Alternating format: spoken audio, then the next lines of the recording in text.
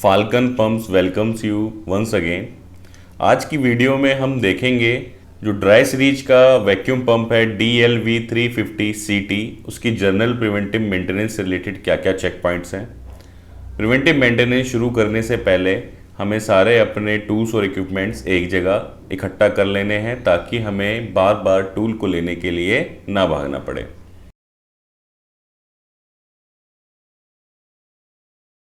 तो सबसे पहले हम जो शुरुआत करेंगे वो शुरुआत करेंगे फ़िल्टर क्लीनिंग के साथ।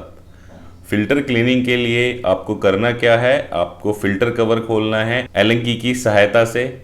एलन की आपको हमारा जो यूज़र मैनुअल है उसके साथ ऑलरेडी दी जाती है ताकि आपको इधर उधर ना भटकना पड़े और आप आसानी से फ़िल्टर कवर को खोल सके। आपको चारों एलन बोल्ट खोल के फ़िल्टर कवर को बाहर निकाल लेना है। उसके बाद हम एक स्पैनर लेंगे और स्पैनर की मदद से जो हमारा फ़िल्टर कसा हुआ है उसको खोल लेंगे।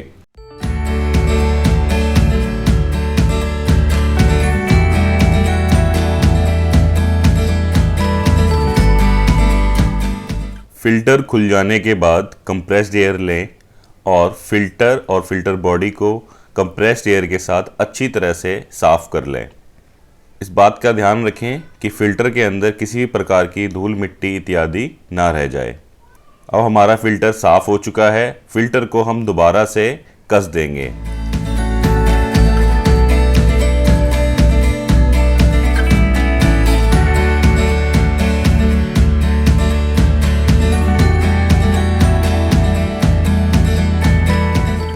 फ़िल्टर कवर लगाते वक्त ध्यान दें कि जो गैस्केट है वो फटी ना हो। अगर गैस्केट आपकी फटी हुई है तो उसको चेंज करना ना भूलें, नहीं तो आपको वैक्यूम और प्रेशर में दिक्कत आ सकती है।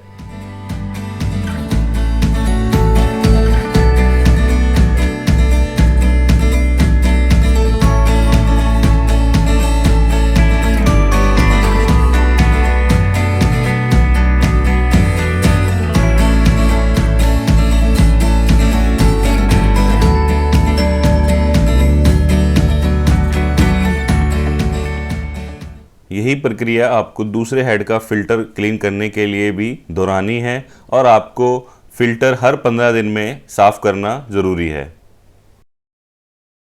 अब हम सीखेंगे रोटर के वेन्स बदलना और ग्रीजिंग करना।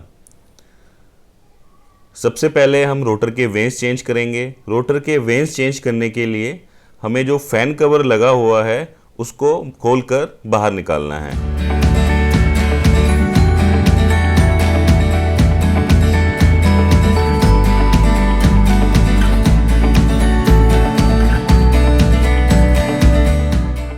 हमारा फ़ैन कवर बाहर निकल चुका है।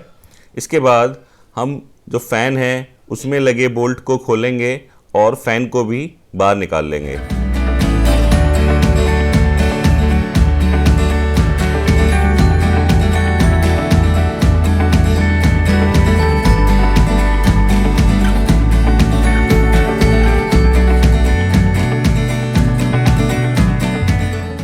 इसके बाद हमें बेयरिंग कवर खोलना है। एलन की लें और बेयरिंग कवर में लगे तीनों बोल्ट को खोल लें।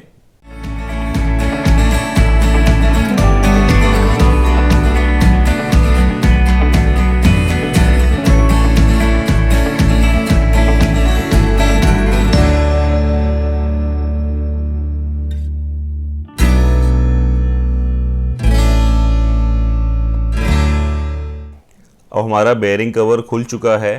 अब हम अपना बैक कवर खोलेंगे। बैक कवर खोलने के लिए जितने भी एलन बोल्ट लगे हैं सबसे पहले हमें उनको खोलना है।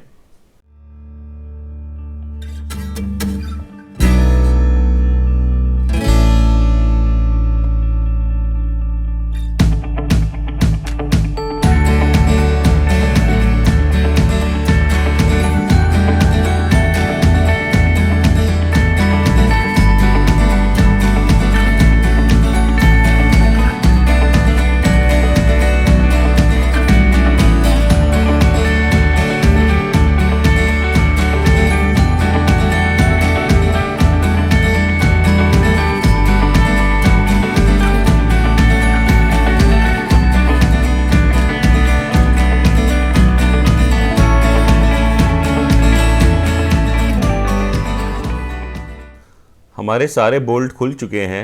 अब हम एक बेरिंग पुलर लेंगे। ये बेरिंग पुलर आपको मार्केट में कहीं भी आसानी से मिल जाएगा। बेरिंग पुलर को हम शाफ्ट के ऊपर लगाएंगे और एक स्पैनर की मदद से इसको हल्का सा कस देंगे। जैसे ही आप इसको कसेंगे तो हमारा जो बैक कवर है वो निकल के बाहर आ जाएगा।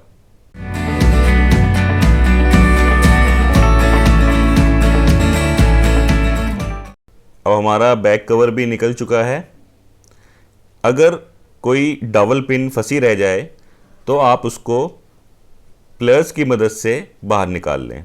अब हम जितने भी हमारे पुराने ब्लेड्स हैं उनको बाहर निकाल लेंगे।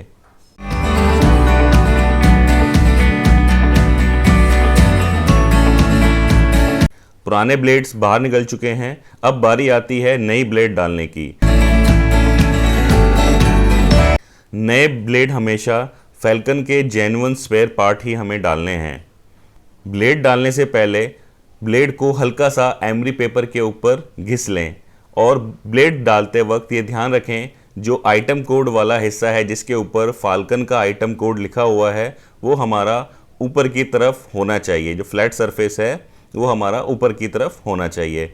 इसी प्रकार चारों वेन्स को हल्का हल्का सा हम एमरी पेपर पे घिसेंगे, उसके बाद रोटर के अंदर डाल देंगे।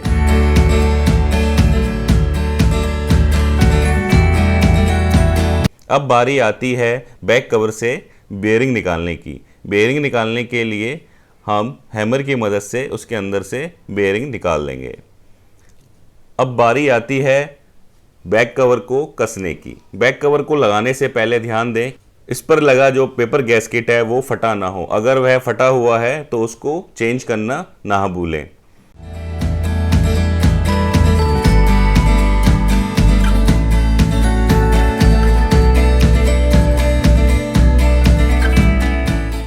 बैक कवर लगा लेने के बाद सबसे पहले हम जितने भी बोल्ट हैं हमारे उनको कस लेंगे, उसके बाद डबल पिन को ठोकेंगे। जैसा कि आप देख पा रहे हैं हमने सारे बोल्ट्स को हल्का हल्का सा कस लिया है। अब हमने दोनों डबल पिन लगा दी हैं और इसको हम हल्की सी चोट मार के दोनों डबल पिन को ठोक देंगे। अब बारी आती है बोल्ट को कसने की। एलन की मदद से सारे बोल्ट्स को अब हमें कस लेना है।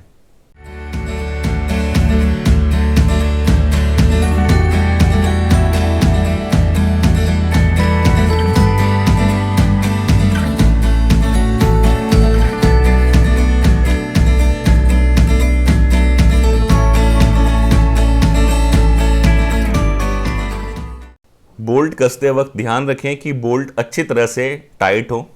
अब हमारा बैक कवर लग चुका है। अब हम इसमें बेयरिंग कवर के अंदर सबसे पहले स्पेसर डालेंगे।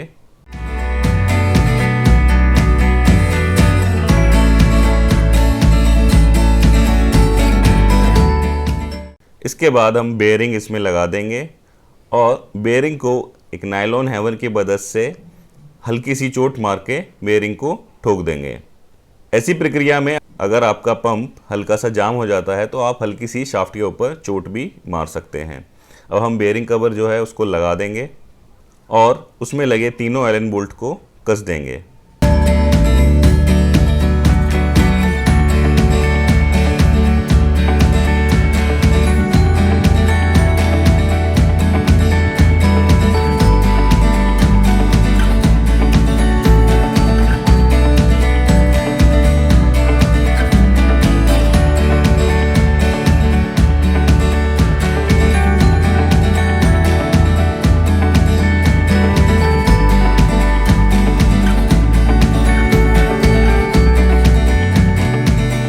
अब हमारे तीनों बोल्ट कस चुके हैं।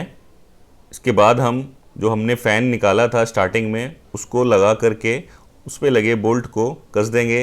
बोल्ट कसना इसलिए ज़रूरी है कि चलते वक्त फ़ैन बाहर ना निकल के आ जाए और कोई एक्सीडेंट ना हो जाए। अब बारी आती है ग्रीजिंग की। ग्रीजिंग के लिए हमने 2 ग्रीजिंग पॉइंट दिए हुए हैं और उनके ऊपर एक हरा स्टिकर लगा हुआ है जिससे आप पहचान कर सकते हैं कहाँ पे आपको ग्रीजिंग करनी है।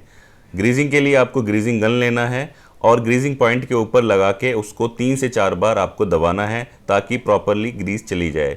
ग्रीजिंग हो जाने के बाद हमें फिर से फ़ैन कवर को लगा देना है। फ़ैन कवर लगाते वक्त ये ध्यान दें कि जो एरो वाला हिस्सा है वह ऊपर की तरफ रहे ताकि कभी गलती से आपके पंप के कनेक्शन उल्टे हो जाते हैं तो आपको पता चल जाए कि आपका पंप उल्टी दिशा में घूम रहा है।